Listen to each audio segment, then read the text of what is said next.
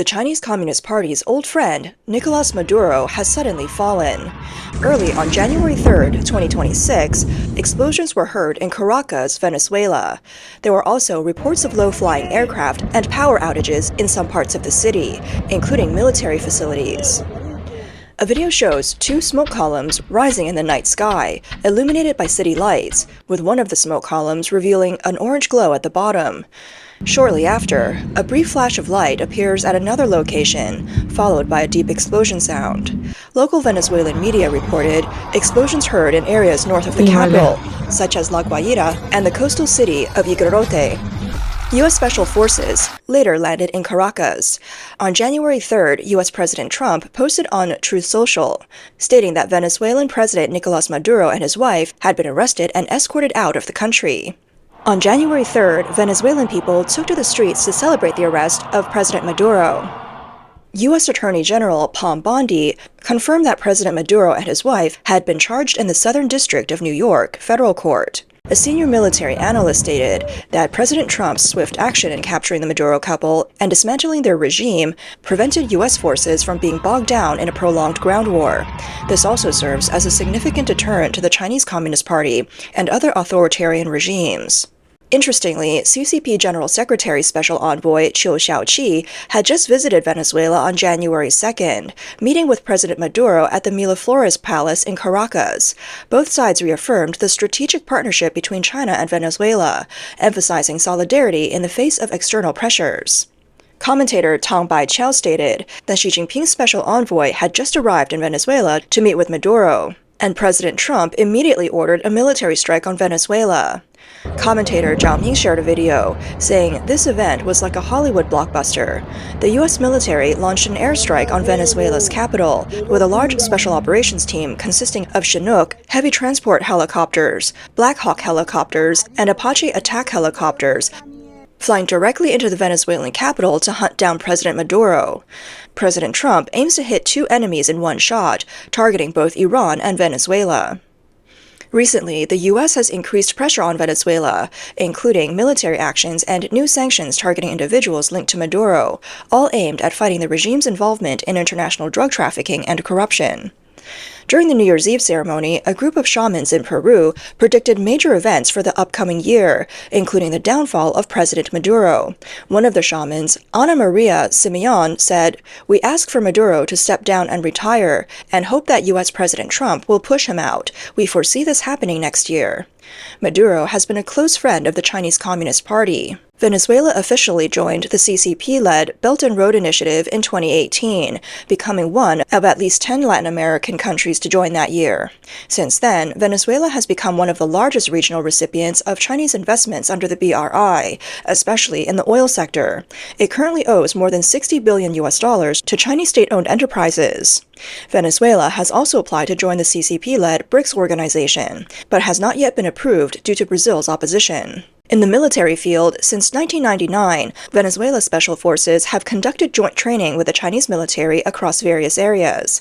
In 2023, China and Venezuela elevated their relationship to an all-weather strategic partnership. During a meeting between Xi Jinping and Maduro in Moscow, May 2025, Xi described their relationship as an ironclad friendship with a strategic height and long-term perspective. The Chinese Communist Party has openly encouraged Maduro to confront the United States. On November 23, 2025, Maduro's birthday, CCP leader Xi Jinping sent a letter condemning U.S. interference in Venezuela's international affairs. He promised to continue supporting Venezuela's sovereignty amid escalating regional tensions and U.S. military pressure. Venezuela not only has vast oil reserves, but its strategic geographical location is crucial. It is America's backyard and an important base for the CCP's influence in Latin America, serving to contain U.S. power. Therefore, the CCP has strongly supported Maduro over the past decade. In May 2019, Venezuela's situation seemed poised for change.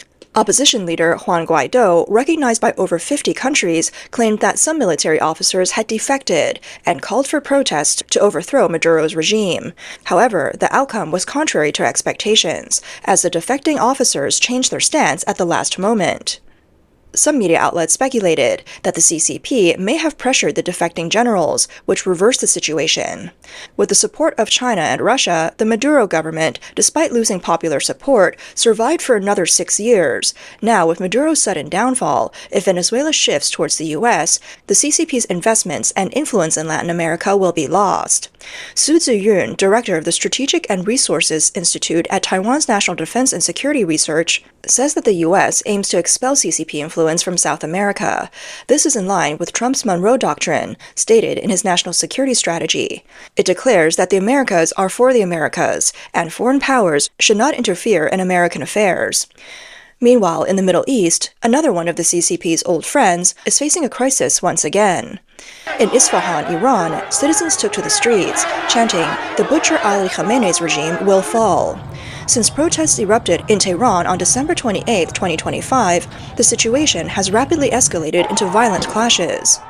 Videos show protesters in southern Iran forcibly removing the doors of government buildings. The Iranian government has been suppressing protests through strict stability measures and mass arrests. The wave of large-scale protests has spread nationwide, with many citizens chanting for the return of the Pahlavi monarchy.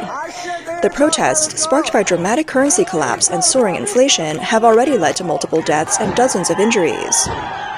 On January 1st, a video surfaced showing protests outside the police station in Azna, Lorestan province.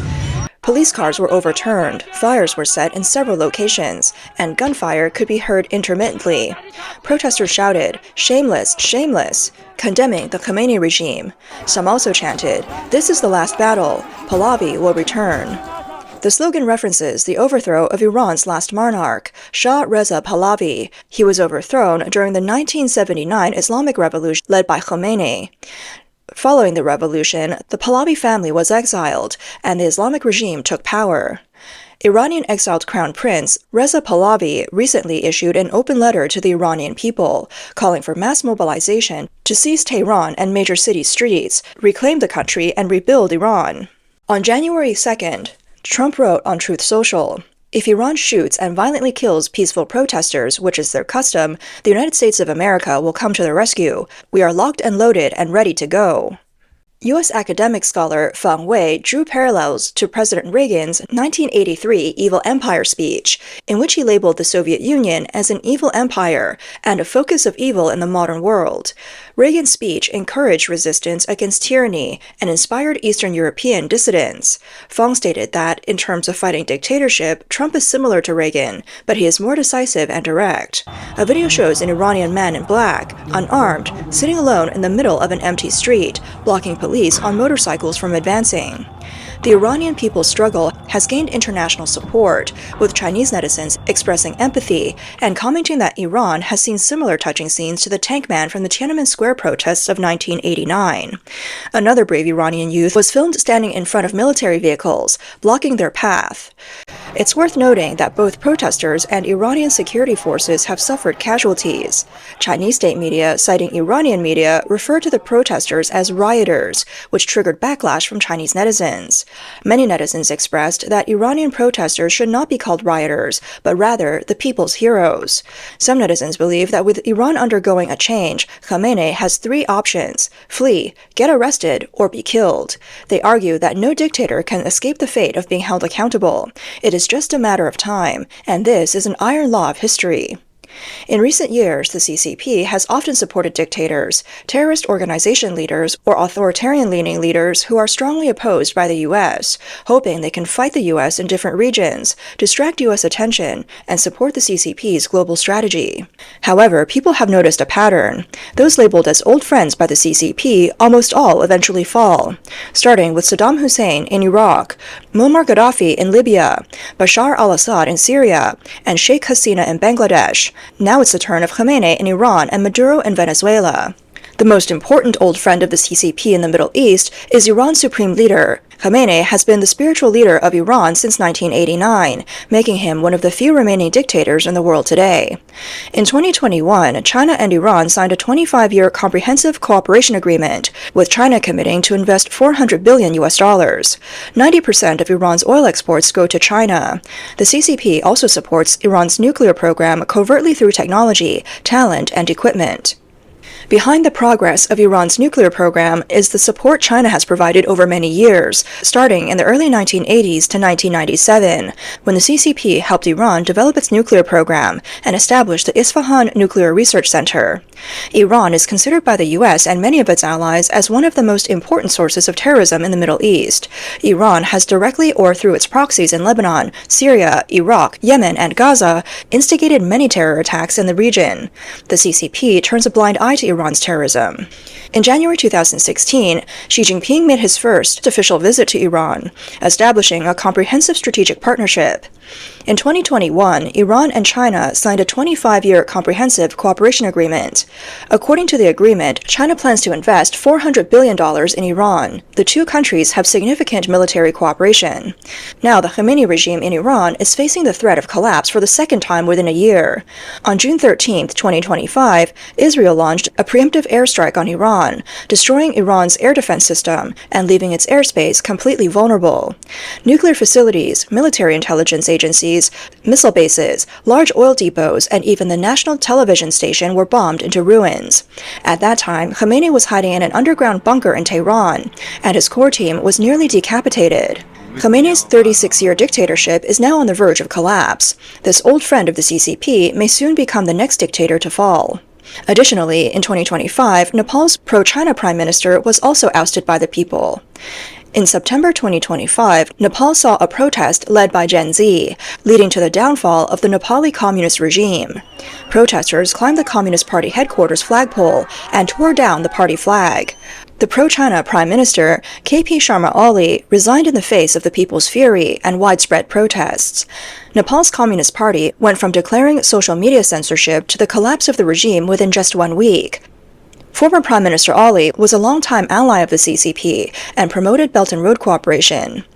Social media images spread, showing Nepali protesters storming the Communist Party office and throwing a portrait of CCP leader Xi Jinping into a fire. The censorship and protests followed Ali's return from Beijing, where he had attended a military parade, pointed out that Nepal's government imitated the CCP's approach to blocking social media, but it immediately backfired. Syria has also seen a change. On December 8, 2024, was lit up by artillery fire. On the streets, rebels shouted victory slogans, overthrowing President Bashar al-Assad, who had ruled Syria for 24 years. This dictator, labeled the Butcher by the West, fled to Russia after hearing the cries of the people. Assad had killed many people while suppressing protests, leaving him internationally isolated. However, the CCP regarded Assad as a like-minded good friend, brother, and partner. In September 2023, when the CCP hosted the Asian Games in Hangzhou, foreign heads of state and prime ministers were conspicuously absent. To save face, the CCP spared no expense, chartering a flight from Air China to bring Assad and his family to Hangzhou. Afterward, they were flown back to Syria. This lavish event was just the beginning of Assad's downfall. Another example is Hamas, which is labeled a terrorist organization by the U.S. and many Western countries. But the CCP considers Hamas a legitimate Palestinian organization. On October 7, 2023, Hamas launched a terrorist attack on Israeli civilians, killing 1,195 people and taking 251 hostages. The United Nations and several countries quickly condemned Hamas's actions, but the CCP sided with Hamas. However, the CCP did not anticipate Israel's powerful retaliation against Hamas. Israel carried out decapitation strikes against Hamas leaders. By November 1, 2024, several high-ranking Hamas leaders were eliminated. Bangladesh also saw a change in power. In 2024, Prime Minister Sheikh Hasina ordered a crackdown on the student movement from the previous year, resulting in hundreds of deaths. On August 5, 2024, in the capital of Dhaka, angry citizens surrounded the Prime Minister's residence. The 70-year-old Prime Minister fled in a military helicopter, escaping to India amidst the protests. Hasina was also a good friend of the CCP.